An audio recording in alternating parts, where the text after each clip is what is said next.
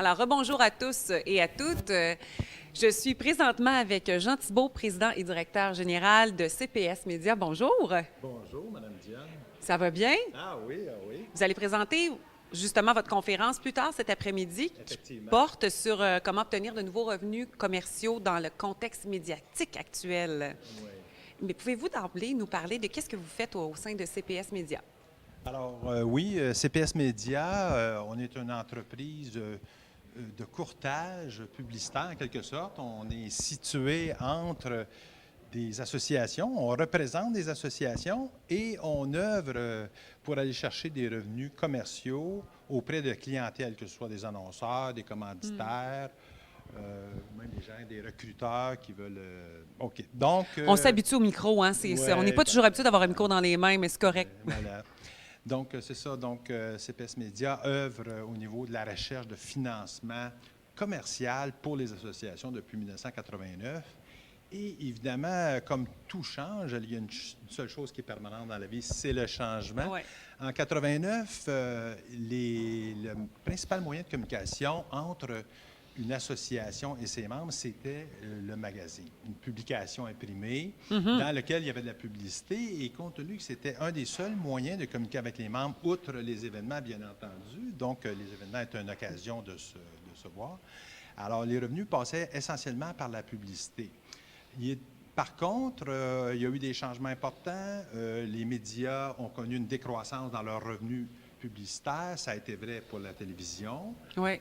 Les télévisions, ils ont maintenu les mêmes investissements publicitaires. Par contre, il y a eu une fragmentation, c'est-à-dire que les revenus dans la télévision sont allés davantage vers les télévisions spécialisées. La télévision généraliste a souffert beaucoup. Les quotidiens, les journaux, les hebdomadaires, les magazines ont connu un très, très grand déclin.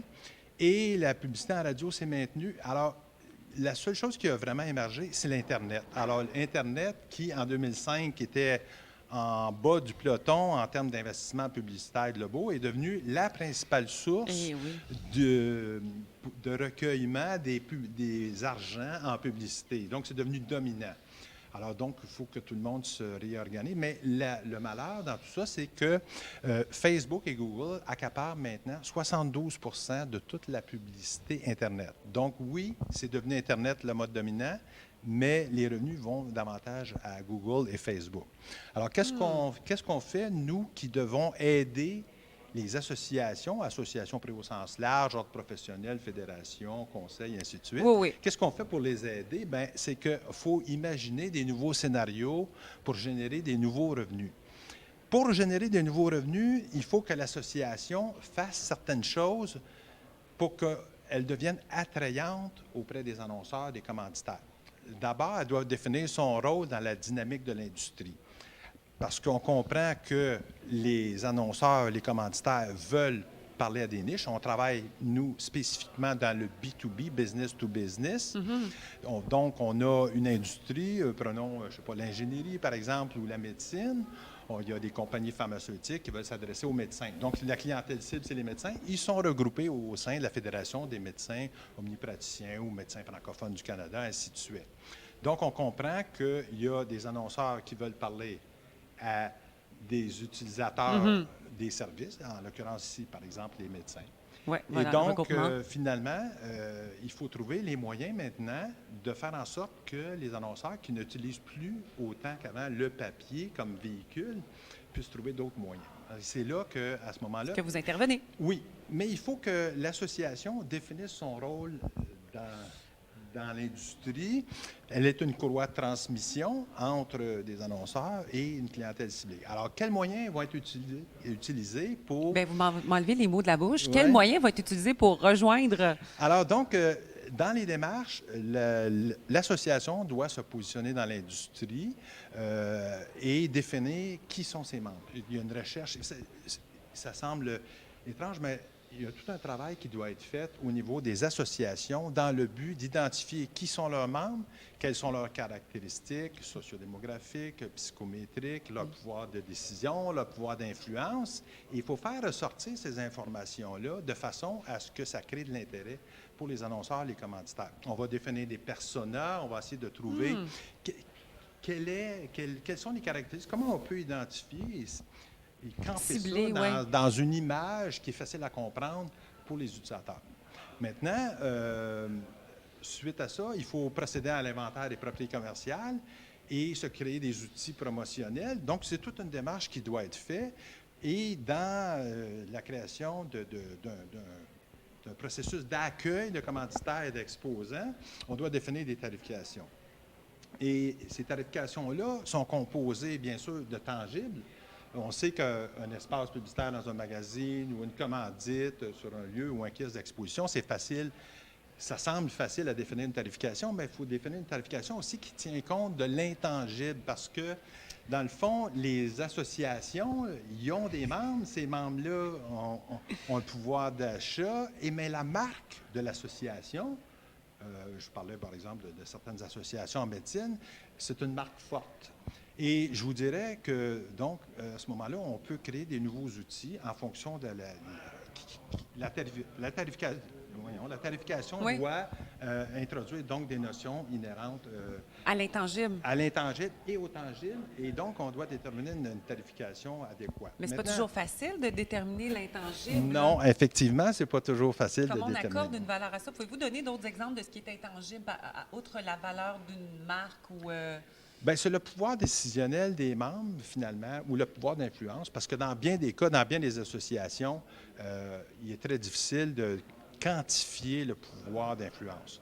Prenons un cas, une inhalothérapeute n'achète pas les machines, les scanners, etc., mais par contre, elle montre à l'utilisateur comment utiliser des mécanismes de respiratoire, par exemple. Donc, elle a une influence et à ce moment-là, les manufacturiers vont dire, bien, on va parler aux inhalothérapeutes pour qu'ils puissent connaître nos produits, vérifier la dangerosité de certains mécanismes qui ne sont pas respectés. Donc, les compagnies doivent, à ce moment-là...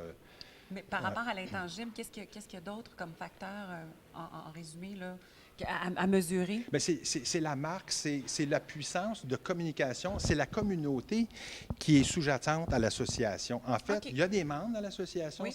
Ces membres-là, ils ont des fonctions communes, ils ont des comportements communs. Et à ce titre-là, c'est une spécificité. Et il n'y a pas beaucoup d'autres moyens de rejoindre ces communautés-là spécifiques avec des caractéristiques spécifiques.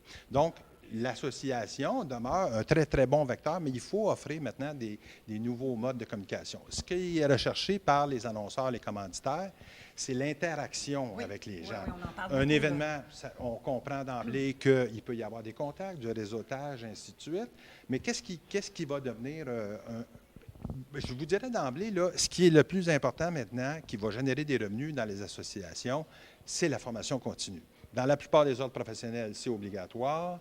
Dans beaucoup d'associations dont l'exercice est contrôlé, 1%. ça devient obligatoire ou ça va le devenir. Avec le 1 Bien, oui, mais au-delà de ça, c'est des formations avec des crédits que tu dois obtenir, Oui. tant de crédits à l'année, puis tout ça, puis ça doit être répertorié, pour plein des unités de formation. d'associations. Exactement.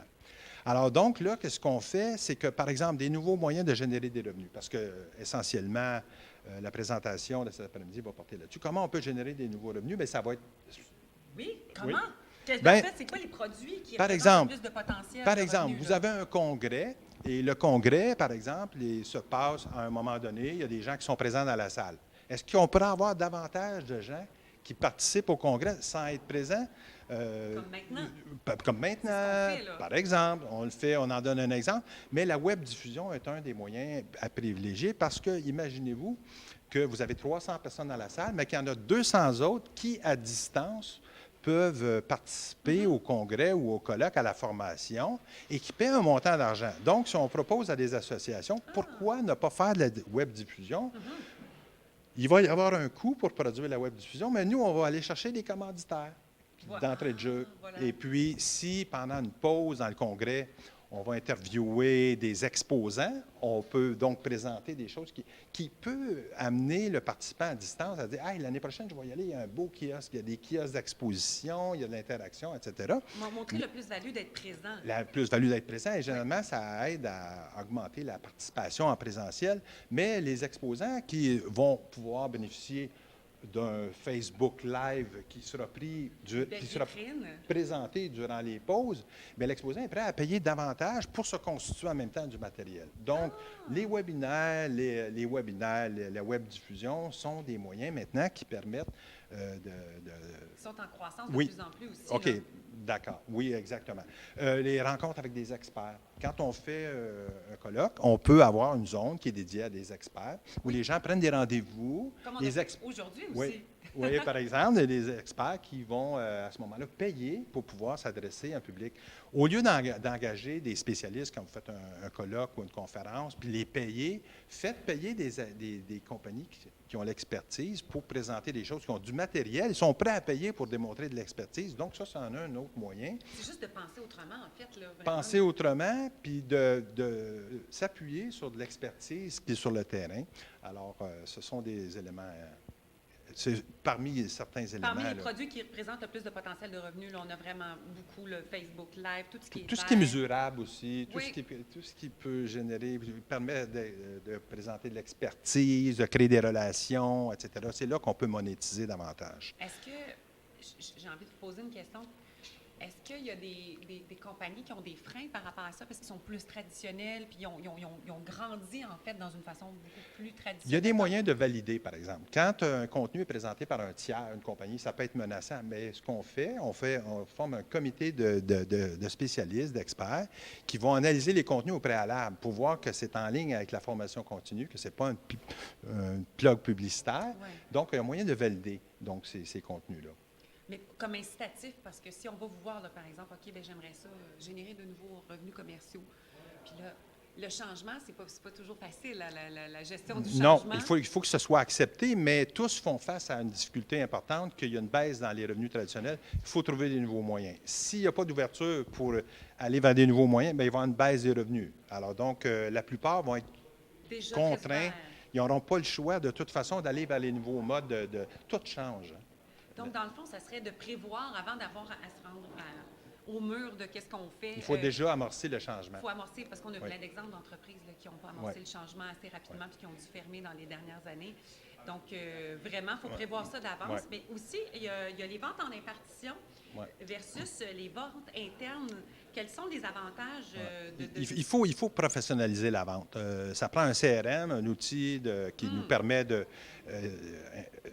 rentrer l'information. Oui. Il faut aussi du marketing de contenu. Il faut donner quelque chose aux exposants, aux annonceurs, aux commanditaires. Il faut donner d'abord pour recevoir après.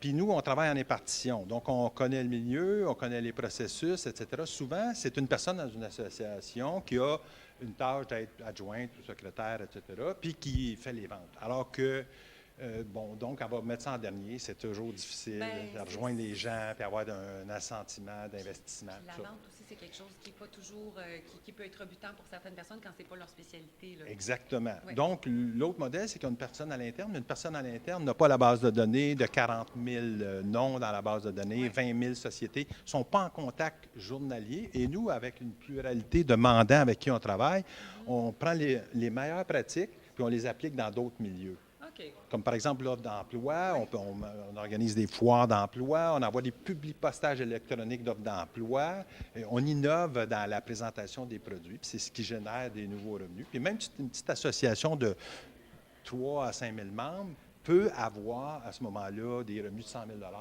juste pour les offres d'emploi. Donner un exemple. Mais il faut que ça soit modélisé dans un processus qui fait en sorte que ça génère des revenus parce que c'est efficient pour les annonceurs. C'est inspirant tout ça. Puis, je suis curieuse de voir tout ce processus de changement-là. Là, on vient vous voir, puis on fait OK, là, moi, je veux gérer de nouveaux revenus. J'ai une association, par exemple, de 3 à 5 000 membres. Combien de temps on peut calculer environ là, pour que le processus se mette en marche, là, puis qu'on voit des résultats? Bien, des résultats tangibles la première année, parce qu'il y a une démarche à faire. Il faut que l'association accepte, il faut qu'elle désire avoir de nouveaux revenus. Il faut qu'elle accepte de faire des changements ou pas, et on respecte le rythme de progression de chacune des associations. Mais compte tenu qu'on présente des pratiques souhaitables, avec des exemples, des études de cas et tout ça, donc pour eux, généralement, ils disent, bon, OK, ouais, c'est vrai, ça va nous aider à avancer plus loin. C'est pour essentiellement offrir des nouveaux services aux membres. qu'on fait ça. Dans le fond, augmentez vos revenus, vous allez pouvoir embaucher du monde davantage, vous allez pouvoir donner des nouveaux services aux membres, vous allez pouvoir peut-être faire un projet spécial. Et nous, on s'occupe de tout ça en impartition. Donc, et il y a toujours eu une croissance depuis toutes les années qu'on travaille en vente. Chaque mandant a augmenté ses revenus en travaillant avec nous. Donc, c'est un J'en doute savoir-faire. pas. C'est ça, c'est un savoir-faire que vous offrez. Puis les résultats, c'est quand même on parle de c'est quand même du court terme, là. Oui, à court Moyen. terme, oui, mais c'est sûr qu'à moyen terme, c'est que ne rien faire est beaucoup plus dangereux que de s'organiser adéquatement pour continuer à générer des revenus et ou aller chercher des croissances. C'est bien dit, ça. Oui. Bien, on va vous voir chez CPS Média. Vous avez envie de générer des nouveaux revenus commerciaux. Vous avez eu des pistes maintenant. On passe à l'action. Et nous, bien, merci beaucoup, Jean Thibault. Ça fait plaisir, Mme C'est Diane. vraiment un plaisir. Et nous, on se retrouve à 1h30, 1h50, je crois, pour le prochain Facebook Live. Et on vous souhaite un bon appétit d'ici là.